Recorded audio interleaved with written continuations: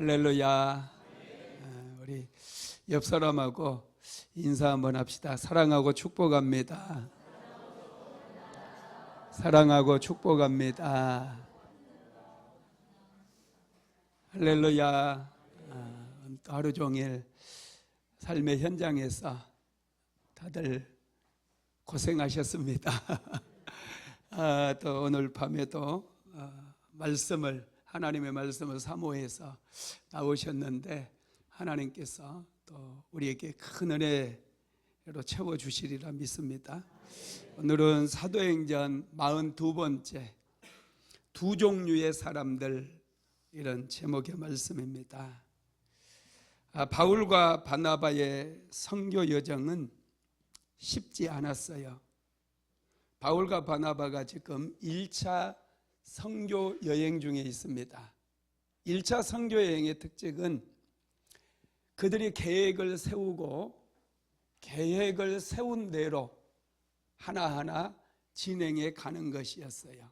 2차 선교 여행은 그렇지 않거든요. 성령께서 강권적으로 역사하셔서 그들의 계획을 다 무너뜨리고 성령께서 이끄시는 대로 이제 가게 돼요. 그래서 마게도냐로 가게 되고 아가야 지역에 가서 복음을 전하는, 그게 사도행전 2차 선교 여행에 나오는 말씀이고, 1차 선교 여행은 철저하게 바울이 계획을 세워서 선교를 하게 되죠.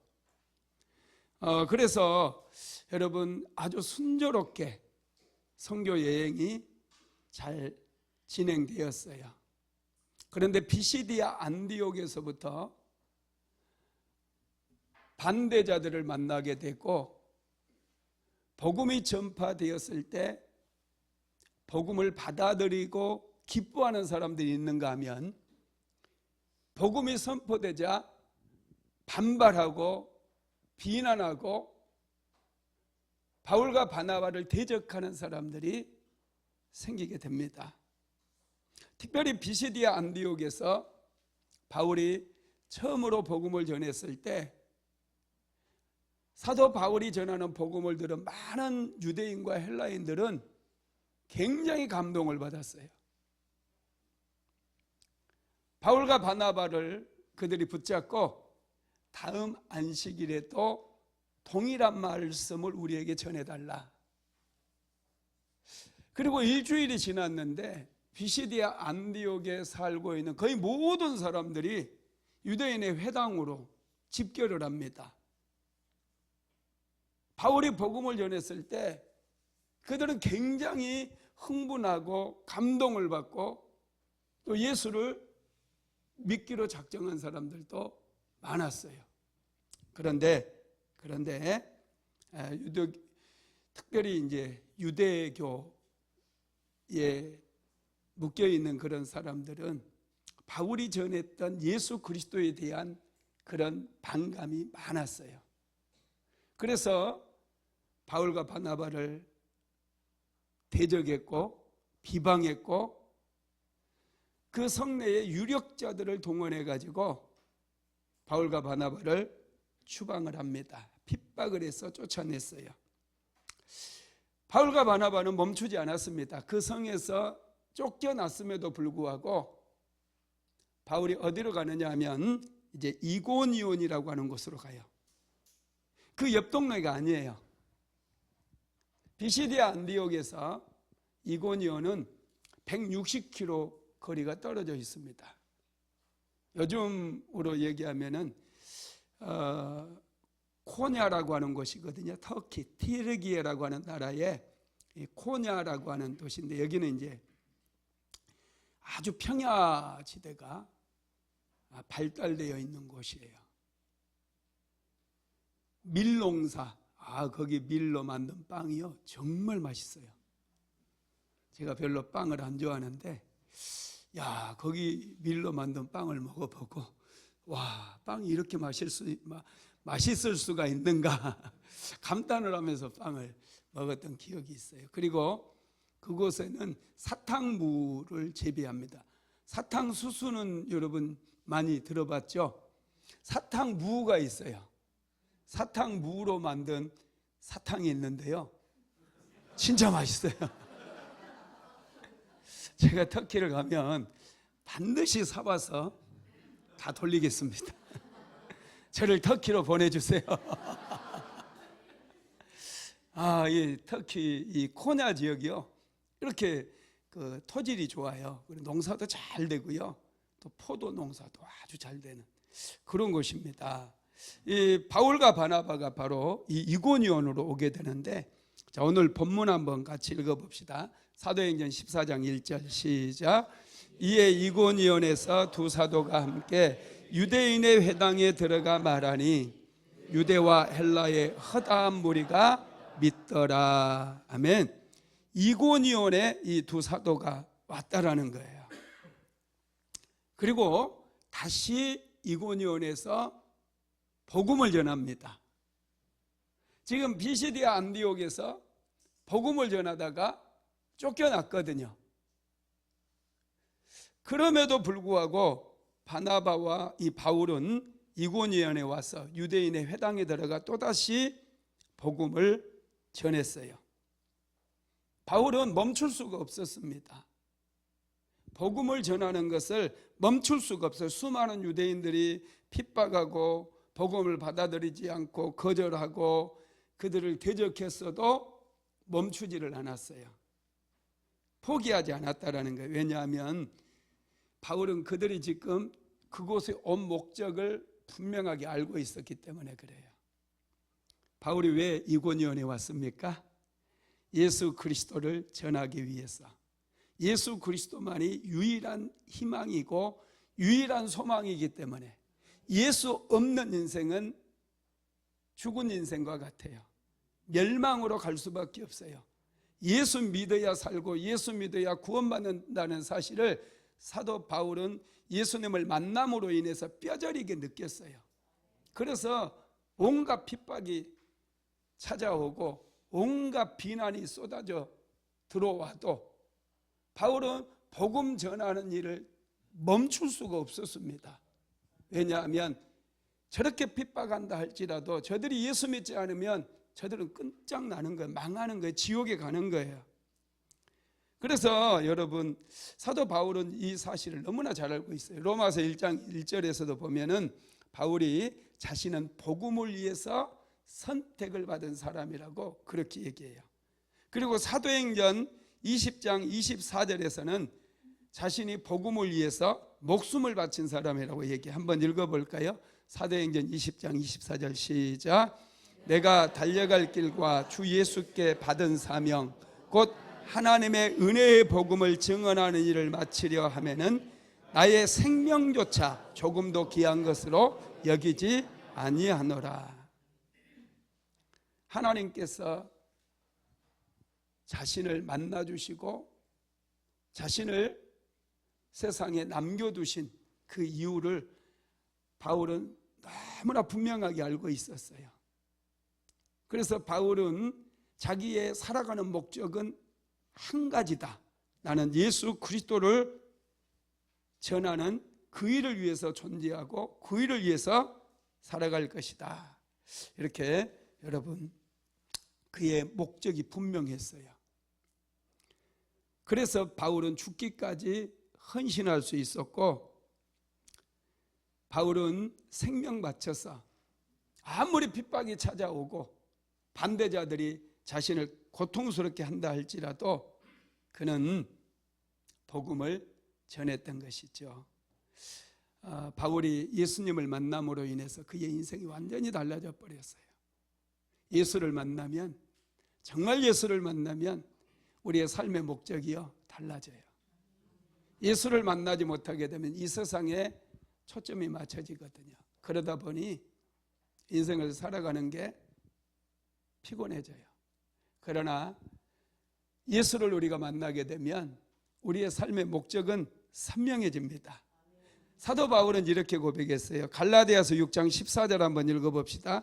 그러나 내게는 우리 주 예수 그리스도의 십자가 외에 결코 자랑할 것이 없으니 그리스도로 말미암아 세상이 나를 대하여 십자가에 못 박히고 내가 또한 세상을 대하여 그러하니라. 바울은 예수 그리스도 십자가 외에는 결코 자랑할 게 없대요. 예수 그리스도의 십자가만이 자신의 자랑의 대상이 된다는 거예요. 십자가를 경험했기 때문에. 십자가가 아니면 자신도 망하고 영원한 지옥에 떨어질 수밖에 없다는 것을 경험했기 때문에 세상에서 가장 소중한 것이 예수 그리스도의 십자가라는 사실을 바울은 알았던 거예요. 그래서 자랑할 것이 예수 그리스도의 십자가밖에 없대요. 여러분, 바울이 정말 그렇습니까? 바울이 얼마나 대단한 분인데요. 지성인 중에 지성인이잖아요. 유대인 중에 유대인이요, 히브리인 중에 히브리인이라고 그랬어요. 그리고 바리새인 중에 바리새인이 돼요.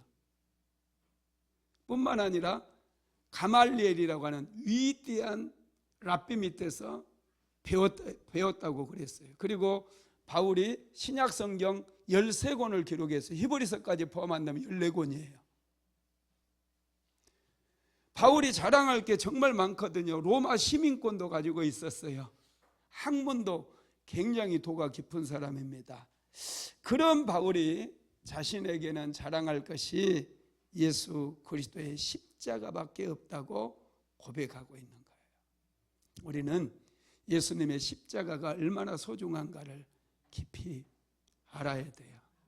예수님의 십자가가 죄의 영향력 아래 살고 있었던 우리를 구원해 준 거예요. 죄의 영향력은 막강하다고 그랬잖아요. 죄는 무서워요. 죄는 우리가 짓게 되면 반드시 결과를 만들어 버려요. 우리의 힘으로는 죄의 결과를 끊을 수 없고 차단할 수 없어요. 죄의 결과는 사망이에요. 영원한 지옥이라는 거예요.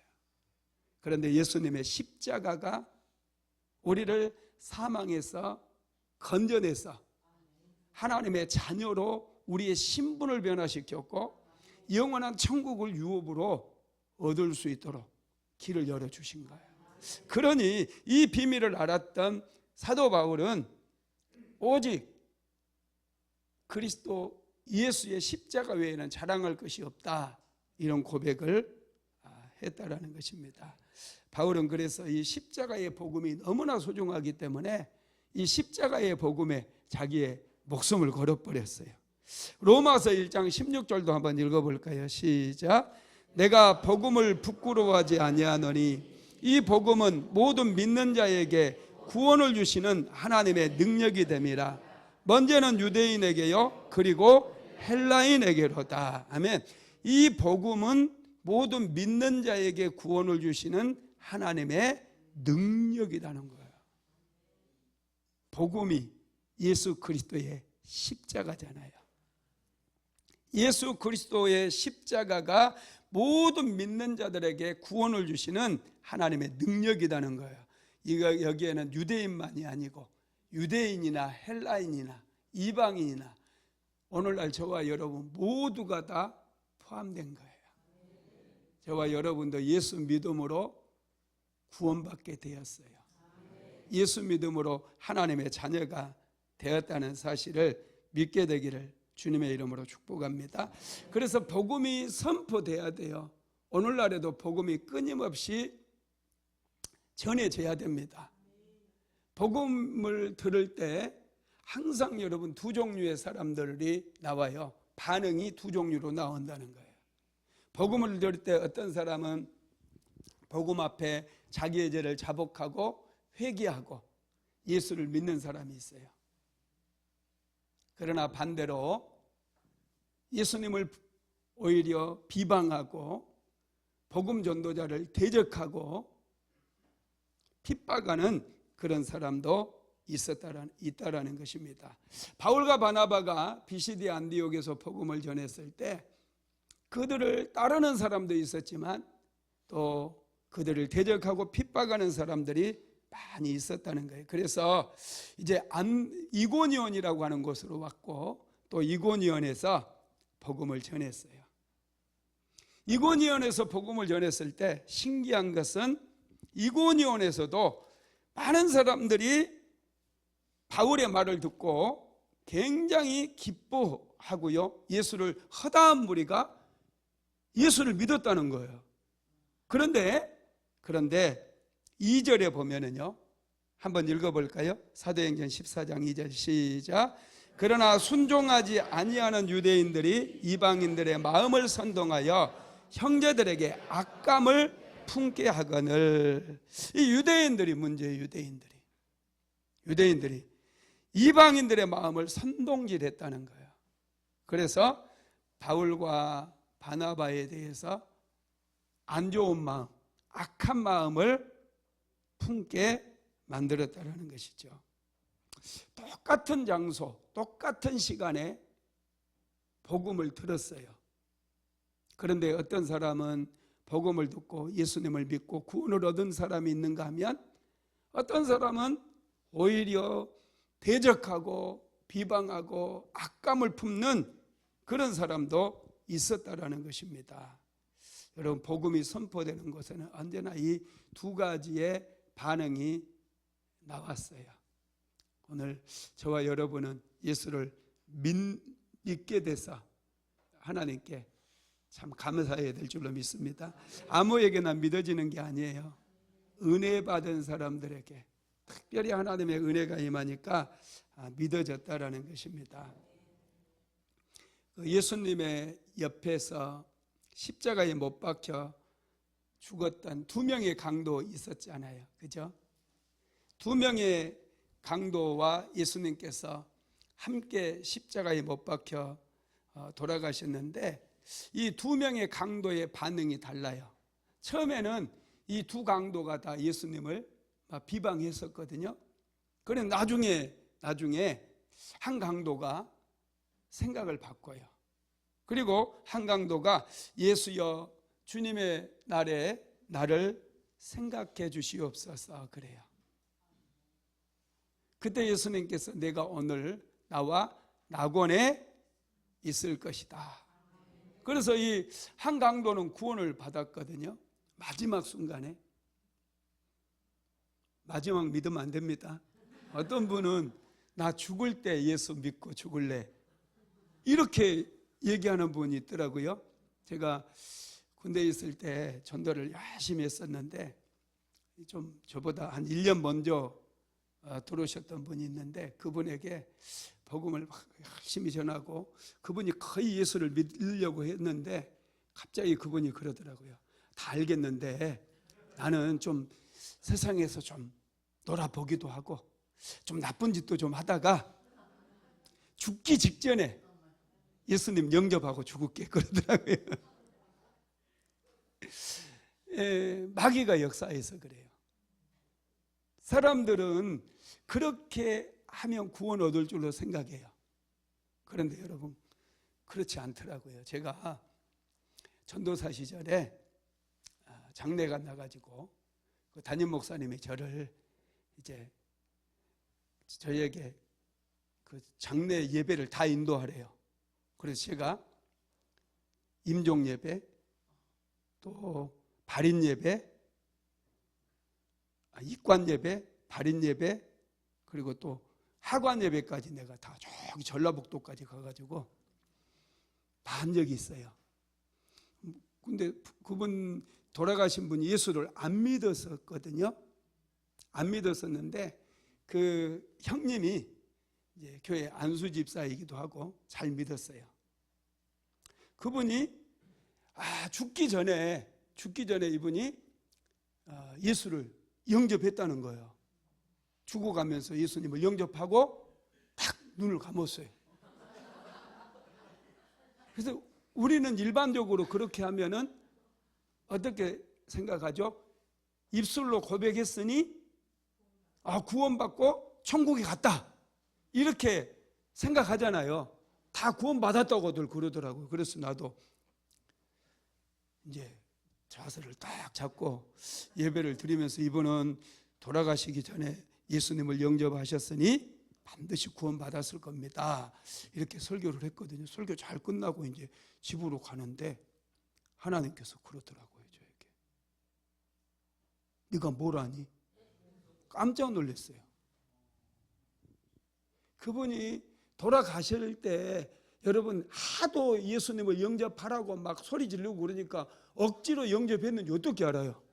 강압적으로 막 하다 보니, 물론 그것도 안 하는 분들도 있기는 하는데 그냥 입술의 고백만 할 수 있어요. 마음으로 정말로 예수 그리스도가 이 땅에 오셔서 자신을 위해서 십자가에 못 박혀 죽으셨다는 사실을 전혀 모른 채 그냥 따라서 하라니까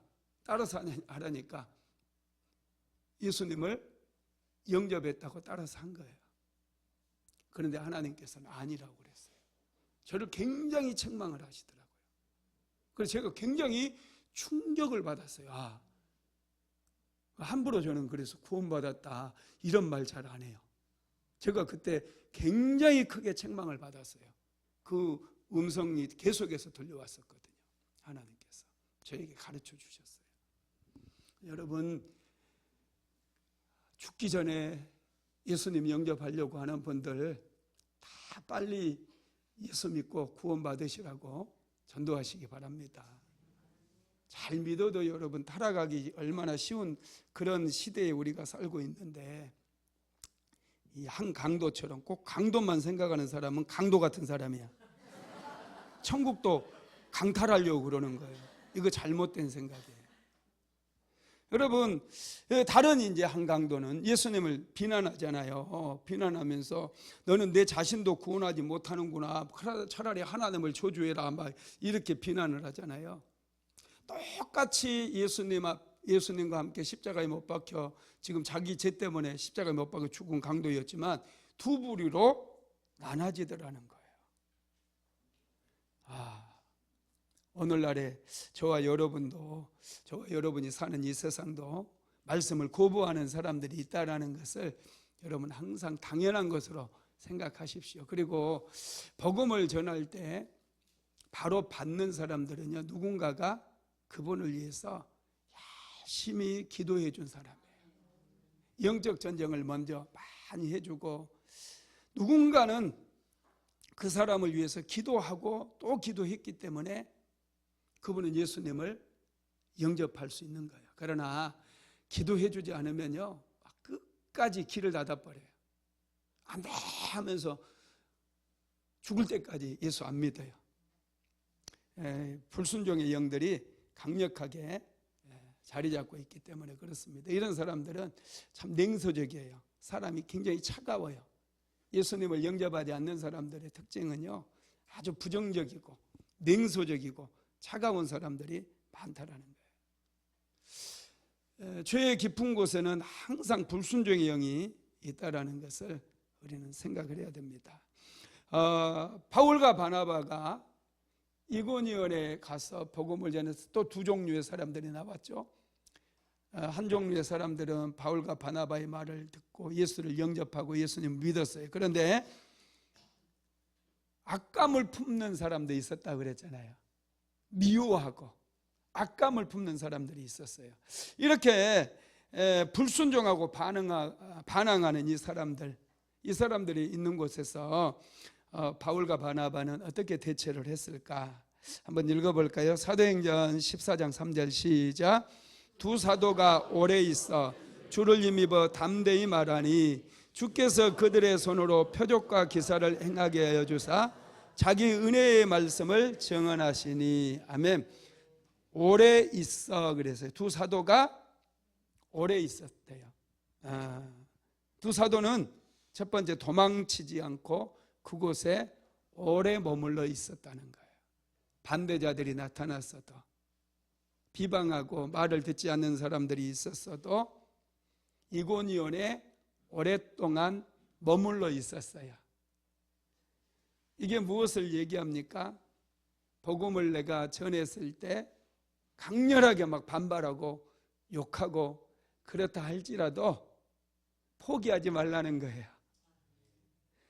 오래 기다리는 거예요. 복음을 전할 때 여러분 기다려주는 거예요. 오래 참고 기다리는 거, 이게 여러분 사랑인 걸 믿으시기 바랍니다. 사람들이 불의를 버리고 죄를 버리고 의로운 가운데로 돌아오는 것은 짧은 시간에 해결되는 게 아닙니다. 그분을 위해서 우리가 집중해서 기도하고 시간이 나면 복음을 전해주고 이런 과정을 거치면서 악감을 품는 사람이라 할지라도 구원을 얻을 수 있는 그런 길이 열려진다는 거예요. 그래서 여러분, 가족 중에 또 부모 형제 중에 자녀들 중에 예수 안 믿는다 할지라도 너무 조급하게 생각하지 마시고 날마다 하나님 앞에 기도하면서, 할렐루야, 기도하면서 기다려주고 참아주게 되기를 주님의 이름으로 축복합니다. 두 번째로 두 사도는 주를 힘입어 담대히 복음을 전했어요. 자, 3절 상반절에 보면 두 사도가 오래 있어 주를 힘입어 담대히 말하니 그랬어요. 주를 힘입는다는 얘기가 뭐냐 하면 성령이 충만했다는 거예요. 하나님께 기도했다는 거예요. 오래 기다리면서 열심히 기도하다 보니 두 사도는 더 성령으로 충만해진 거죠. 더 기쁨이 임하고 더 삶의 본보기가 되어주고, 그래서 이 이고니온에 있는 사람들을 위해서 바울과 바나바가 계속해서 기도하면서 복음을 전하게 된 것이죠. 아마 많은 사람들이 구원을 얻었을 것입니다. 이렇게 오래 있어 기도하면서 성령이 충만해지니까 세 번째로는 기적과 표적이 많이 나타났다고 그랬어요. 3절 중반절 한번 읽어봅시다. 시작. 주께서 그들의 손으로 표적과 기사를 행하게 하여 주사. 아멘. 표적과 기사가 나타나기 시작한 거예요. 오랫동안 이고니온에 머물면서 성령을 구하고 또 하나님의 은혜를 구하고 능력을 구하니 하나님께서 두 사도에게 능력을 부어주시는 거예요. 그러자 그 이고니온에 기적이 일어나요. 귀신이 떠나가고 질병으로 고통당하는 사람들이 고침을 받고 소경이 눈을 뜨고 안진병이가 일어나는 그런 놀라운 역사들이 일어났다라는 거예요. 그리고요, 더 놀라운 것은 복음이 머무는 곳에는 축복이 임해요. 축복이. 하늘의 문이 열려져요. 우리나라도 엄청 가난한 나라였잖아요. 그런데 복음이 들어오면서 정말 잘 사는 나라가 돼버렸어요. 1960년대 우리나라 월 평균 소득이요 5천 원이었대요. 5천 원. 가정마다 5천 원씩 벌었어요. 그런데 그 돈을 오늘날 화폐 가치로 환산하면 약 25만 원이 돼요. 요즘 25만 원 벌어가지고 사는 분이 있어요?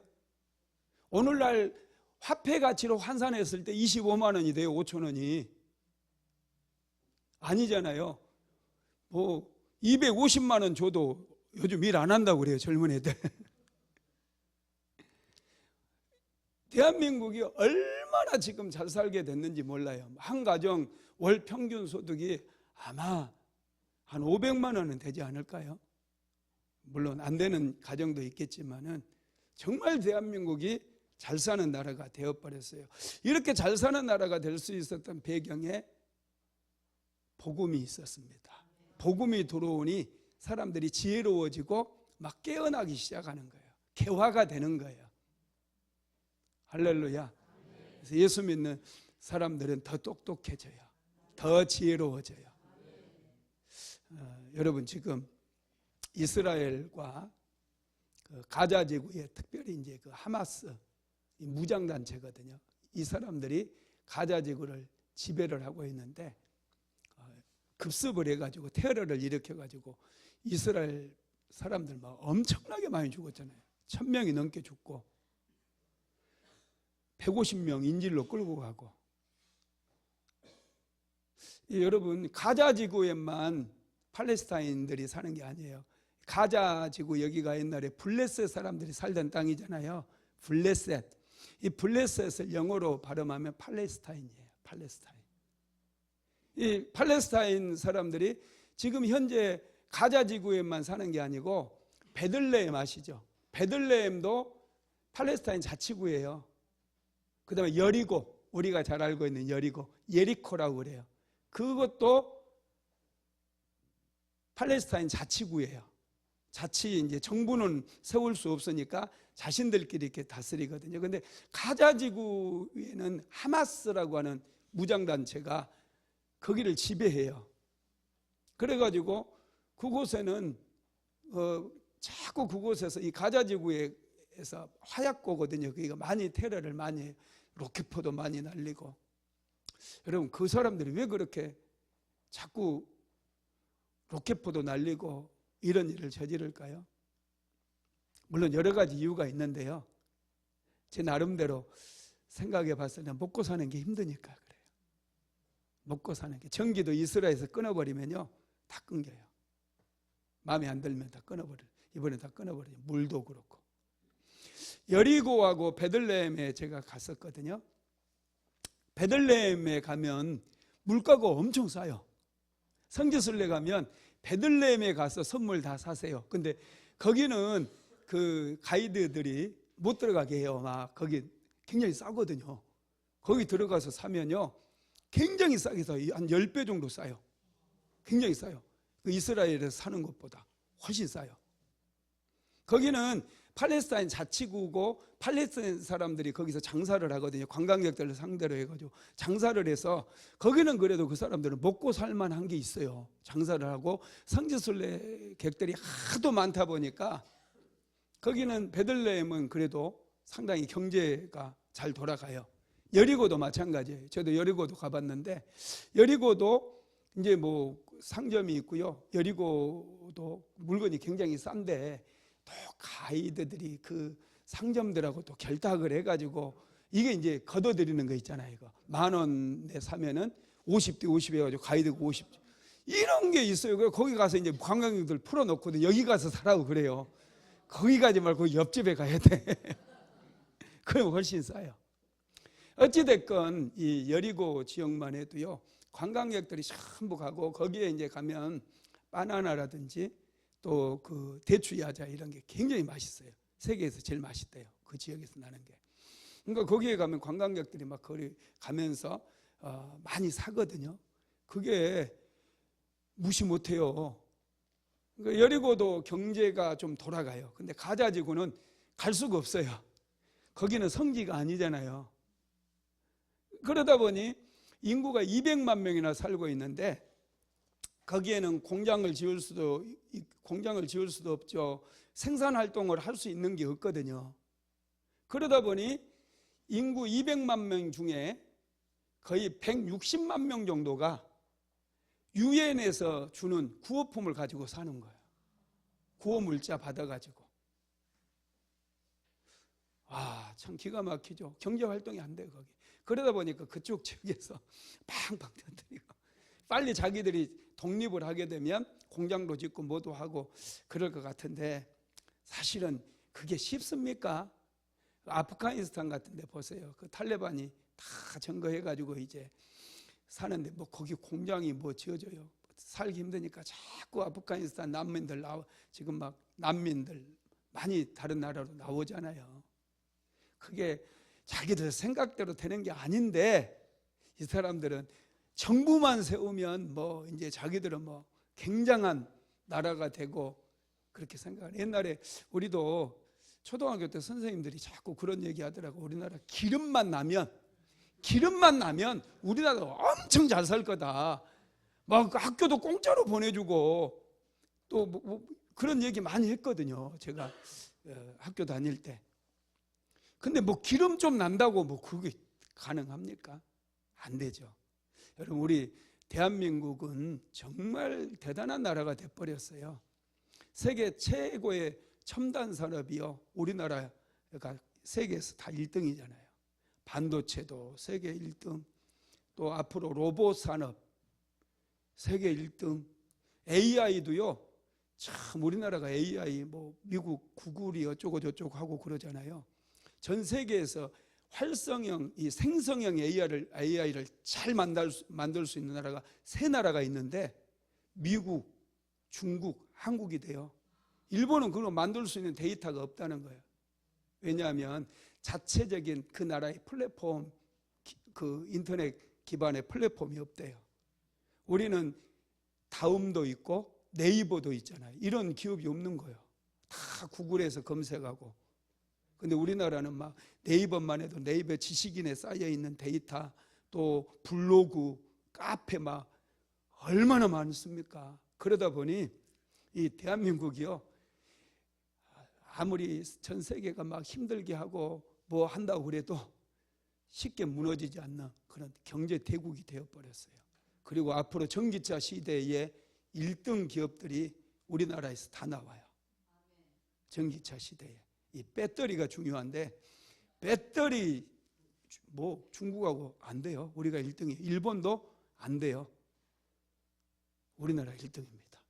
반도체 1등. 로봇도 뭐 대한민국 최고예요.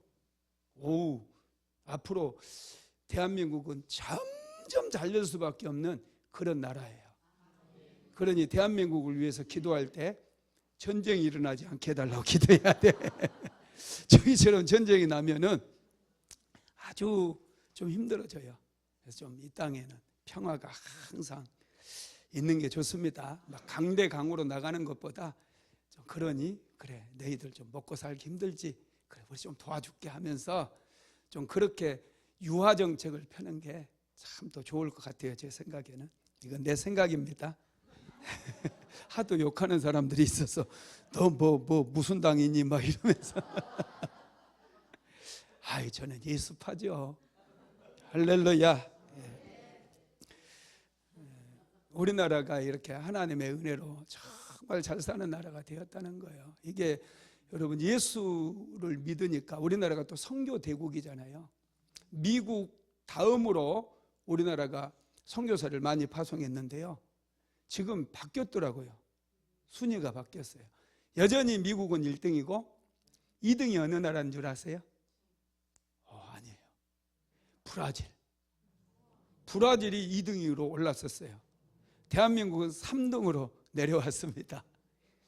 열심히 우리가 기도해야 돼요. 그래서 선교사도 더 많이 보내야죠.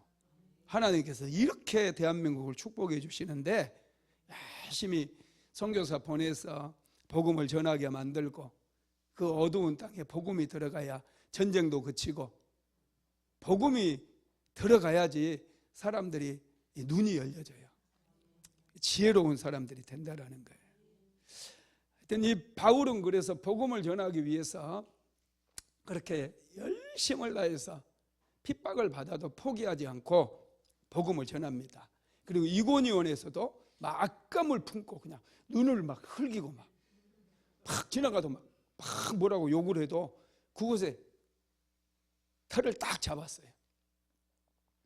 묵묵히 그곳에서 그들을 위해서 기도하면서 또 복음을 전하고 사랑을 실천하고, 그러다 보니 그곳에서 예수 믿는 사람이 점점 많아지고 유대인들도 또 믿는 사람들도 생기고 그럽니다. 4절 한번 읽어봅시다. 시작. 그 시내에 무리가 나뉘어 유대인을 따르는 자도 있고 두 사도를 따르는 자도 있는지라. 이 두 종류의 사람들, 예수를 믿고 구원받은 사람들도 있고 유대인들을 따라서 사도 바울과 바나바에게 악감을 품고 여전히 그들을 미워하는 사람들도 있었다는 거예요. 그럼 복음은 굉장한 능력입니다. 할렐루야. 복음은 능력이에요. 그래서 복음이 들어가는 곳마다 개화가 돼요. 개화가. 예수 믿음으로 우리는 점점 더 잘 될 수밖에 없음을 믿게 되기를 주님의 이름으로 축복합니다. 여러분, 우리가 복음을 받게 되면 멈추면 안 돼요. 새롭게 우리도 변화가 돼야 돼요. 새 사람을 입어야 돼요. 사도 바울은 우리에게 새 사람을 입어야 된다고 말씀하는데, 에베소서 4장 22절에서 32절까지 천천히 한번 같이 읽어볼까요? 시작. 너희는 유혹의 욕심을 따라 썩어져가는 구습을 따르는 옛사람을 버리고 오직 너희의 심령이 새롭게 되어 하나님을 따라 의와 진리의 거룩함으로 지으심을 받은 새 사람을 입으라. 그런즉 거짓을 버리고 각각 그 이웃과 더불어 참된 것을 말하라. 이는 우리가 서로 지체가 됨이라. 분을 내어도 죄를 짓지 말며 해가 지도록 분을 품지 말고 마귀에게 틈을 주지 말라. 도둑질하는 자는 다시 도둑질하지 말고 돌이켜 가난한 자에게 구제할 수 있도록 자기 손으로 수고하여 선한 일을 하라.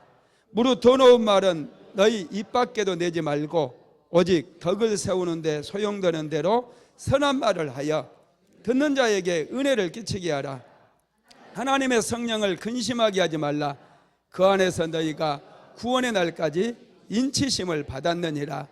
너희는 모두 낙독과 노함과 분냉과 떠드는 것과 비방하는 것을 모든 악의와 함께 버리고 서로 친절하게 하며 불쌍히 여기며 서로 용서하기를 하나님이 그리스도 안에서 너희를 용서하신과 같이 하라. 아멘. 예수 믿는 우리는 이렇게 살아야 된다는 거예요. 새 사람을 입어야 돼요. 유혹의 욕심을 따라 썩어져가는 구습을 쫓는 옛사람을 버리래요. 옛사람, 세상 것만 따라가던 그 나의 모습, 잘못된 죄된 습관 다 버리고 오직 너희의 심령이 새롭게 되어 하나님을 따라 의와 진리와 거룩함으로 지으심을 받은 새 사람을 입으라 그랬어요. 예수 믿으면 우리가 새 사람을 입을 수 있어요. 할렐루야. 새 사람을 입으려면은 어떻게 해야 되느냐면요, 먼저 첫째는 거짓을 버려야 돼요. 거짓을 버리래요. 그리고 참된 것을 말하래요. 왜 거짓말해요? 두 가지 이유가 있어요. 두려울 때, 두려움이 몰려올 때 사람들은 거짓말해요. 그리고 자기를 좀 과장하고 드러내고 싶을 때, 자기가 뭐 대단한 사람인 것처럼 그렇게 자기를 나타내 보이고자 할 때 거짓말을 합니다. 그런데 하나님께서는 거짓을 버려야 돼요. 예수 믿는 이제 새 사람을 입은 너희는 거짓을 버려라. 참된 것을 말하고 정직하게 하나님 앞에서나 사람 앞에서나 정직하게 살라는 거예요.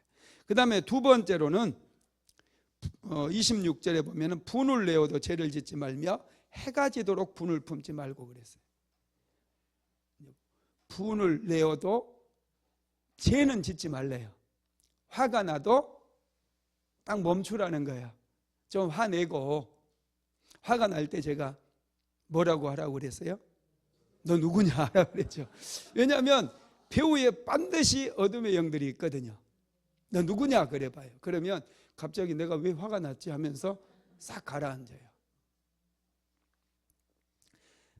해가 지도록 분을 품지 말라고 하는 것은요, 27절에 보면 마귀에게 틈을 주지 않기 위해서, 분을 내면은 어둠의 영들이 역사할 수 있는 빌미를 만들어주고 문을 열어주는 거예요. 그래서 직장에서나 또 집에서나 화내지 마세요. 자꾸 화내면 사람, 좋은 사람 다 떠나가 버려요. 그래서 꼭 지 같은 사람만 모여요. 싸움꾼은 싸움꾼들끼리 모이잖아요. 할렐루야. 세 번째로는 선한 일을 해야 돼요. 28절에 보면 도둑질하는 자는 다시 도둑질하지 말고 돌이켜 가난한 자에게 구제할 수 있도록 자기 손으로 수고하여 선한 일을 하라. 열심히 살아서 얻은 수익으로 좋은 일도 하라는 거예요. 네 번째로는 욕하거나 비방하지 말래요. 29절에 보면 무릇 더러운 말은 너희 입 밖에도 내지 말라. 오직 덕을 세우는 데 소용되는 대로 선한 말을 하여 듣는 자들에게 은혜를 끼치게 하라. 더러운 말이 욕, 다른 사람 비난하는 거, 또 다른 사람 흠잡는 거, 전부 이게 더러운 말들이에요. 예수 믿는 우리는 이런 것들 다 버려야 됩니다. 내가 손해를 보더라도요, 웬만하면 그냥 넘어가 주세요. 욕하면 입만 더러워져요. 하나님께 싫어하십니다. 바울이 이렇게 복음을 전했을 때 완전히 새로운 삶을 살아가는 부류들이 생긴 거예요. 예수 그리스도를 믿는 부류들이 생겼어요. 그런데 얼마 가지 않아서 또 이고니온에 있는 사람들이요, 유대인들을 중심으로 해서 더 이제 거칠게 반응을 하죠. 5절에서 7절 한번 읽어볼까요? 사도행전 14장 5절에서 7절 시작.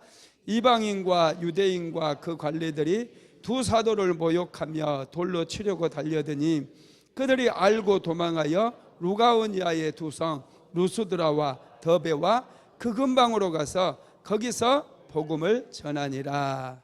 두 사도를 이제 관리들까지 합세해 가지고 모욕하고 돌로 치려고 달려들었다는 거예요. 돌을 들고 막 쫓아와요. 그래서 이제 이 바울 선교팀이 이고니온을 빠져나와서 루가오니아 지역의 큰 이제 성이거든요. 경기도 같이, 경기도 또 루스드라와 더베, 안산시, 경기도의 안산시와 시흥시, 이런 지명을 얘기해요. 이곳에 와서 거기서도 복음을 전했어요. 바울과 바나바는 복음 전하는 것을 멈추지를 않아요.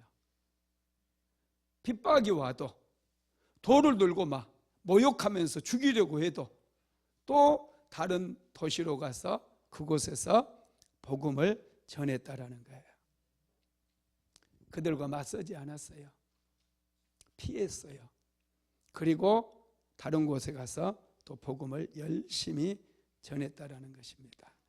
여러분, 저와 여러분도 사도행전 말씀을 묵상을 하면서 우리가 좀 생각해야 돼요. 복음을 전하는 게 얼마나 소중한가. 제가 전에 말씀드렸잖아요. 하나님께서 우리를 왜 세상에 남겨두셨을까? 우리가 예수님을 영접하는 순간 천국에 데리고 가시면 더 이상 죄도 짓지 않고 실족할 일도 없고 천국에 입성을 하니 얼마나 좋아요. 그죠? 아멘이자가 천국 가기 싫은가 봐요. 천국은 가고는 싶은데 바로 가고 싶은 것은 아니죠. 그죠?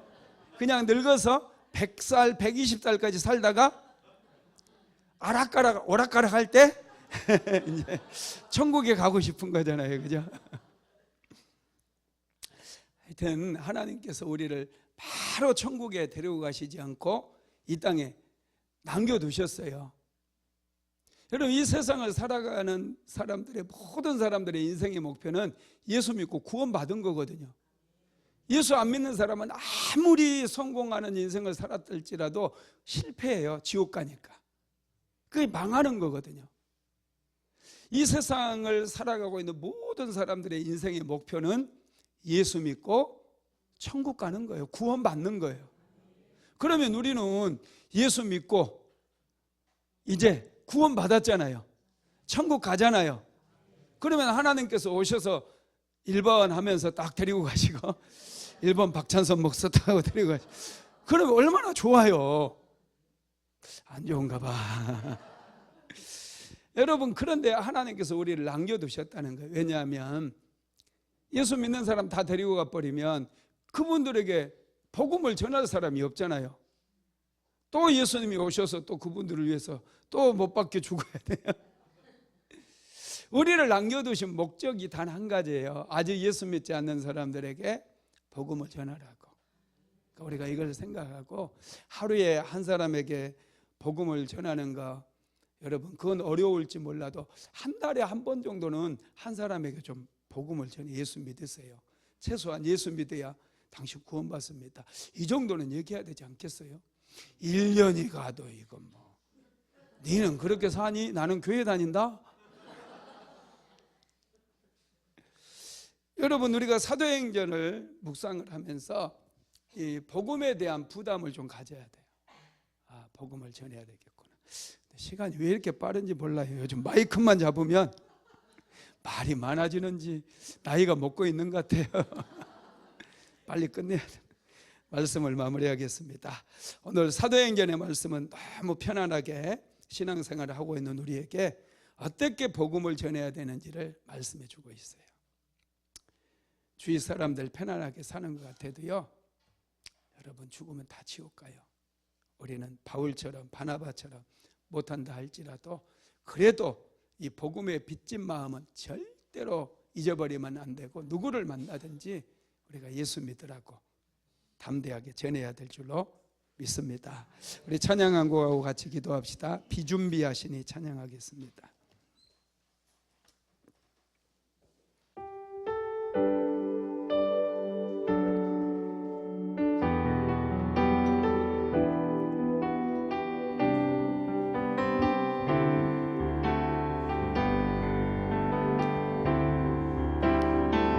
우리 주는 위대하며 능력이 많으시도다. 그의 지혜 무궁하며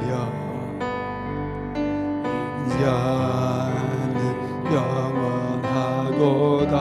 상한 자들 고치시며 상한 자들 고치시며 상초를 싸매시도다. 별들의 수를 세시며 이름을 붙이셨도다. 그가 구름으로 하늘을 덮으시며 땅을 위하여 비 준비하시니 예루살렘아 여호와를 찬송할지어다. 내 하나님을 감사함으로 그 앞에 나가며 주임제 앞에 경배. 예루살렘아 예루살렘아 여호와를 찬송할지어다. 내 하나님을 감사함으로 그 앞에 나가며 주임제 앞에 경배. 이 시간 우리 한번 같이 기도합시다. 말씀을 생각하시면서 한번 통성으로 기도하겠습니다. 고마우신 하나님 아버지 감사합니다. 우리는 연약합니다.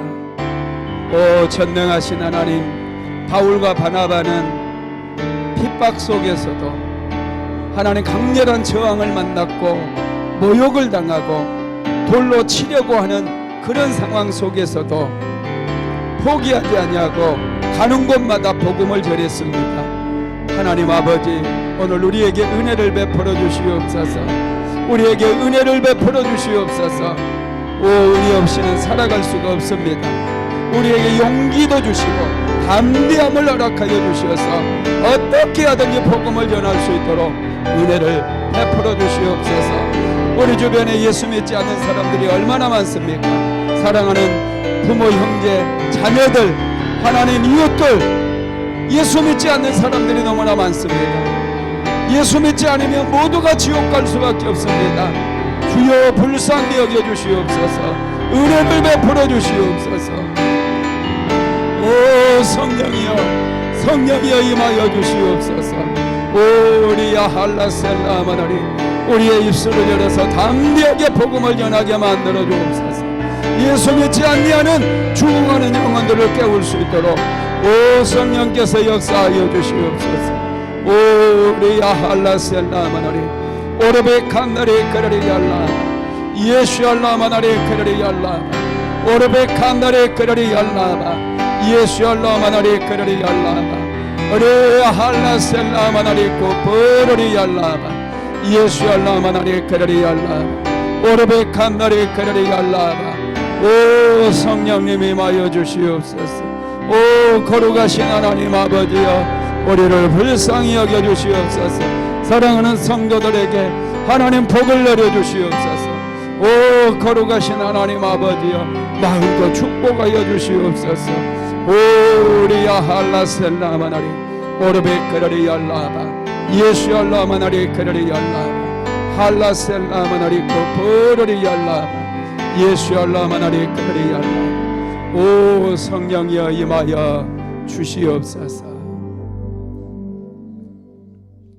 고마우신 하나님 감사합니다. 예수 믿고 구원받게 하심을 감사드립니다. 사도 바울은 예수님을 만난 후에 자기의 자랑할 것은 오직 예수 그리스도의 십자가밖에 없다고 고백했습니다. 그래서 그는 가는 곳마다 복음을 전했고 모욕하고 비웃고 비방하고 돌을 들고 쫓아오는 그런 상황 가운데서도 담대하게 복음을 전했습니다. 하나님, 오늘 우리 한 사람 한 사람에게도 은혜를 넘치도록 부어주셔서 아직 예수 믿지 아니하는 불쌍한 영혼들을 위해서 중보하며 기도하게 하시고 그들에게 복음을 전하는 놀라운 일들이 일어날 수 있도록 주여 역사하여 주시옵소서. 팔레스타인과 이스라엘 사이의 전쟁이 속히 끝날 수 있도록 은혜를 베풀어 주시고 러시아와 우크라이나 사이에도 전쟁이 끝나게 하옵소서. 대한민국의 평화를 날마다 허락해 주심을 감사드립니다. 모든 것이 하나님의 은혜인 것을 믿습니다. 오 성령 하나님, 임하여 주시옵소서. 우리 순복음 안디옥교회 성전 건축 하나님 인허가가 속히 떨어질 수 있도록 도와주셔서 아름다운 성전을 건축할 수 있도록 기름 부으시고 마음껏 축복하여 주시옵소서. 예수님의 이름으로 기도드리었습니다. 지금은 우리 구주 예수 그리스도의 무한하신 은혜와 아버지 하나님의 극진하신 사랑하심과 보혜사 성령 하나님의 내주교통 감화감동 충만케 하시는 역사가 오늘도 바울처럼 바나바처럼 복음을 전하며 살아가기를 간절히 소망하는 하나님의 모든 권속들 위에 사랑하는 순복음 안디옥교회 모든 성도들 머리 위에 이제로부터 영원토록 함께 있을지어다. 아멘.